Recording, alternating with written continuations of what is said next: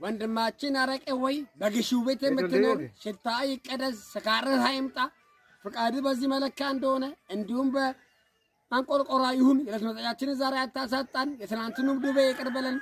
እኛ ሰካራሞች ዛሬ ማታ ሳናውቅ በስህተት የምንሳደበውን ጠዋት ይቅር እንደምንል ሁሉ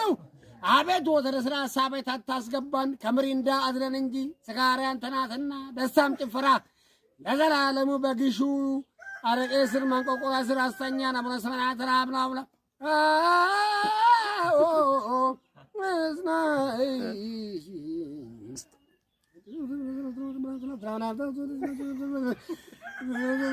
ሶስታችሁ ቀሶች መቼም ቅሌታችሁ ዝራግፍ ጥማላ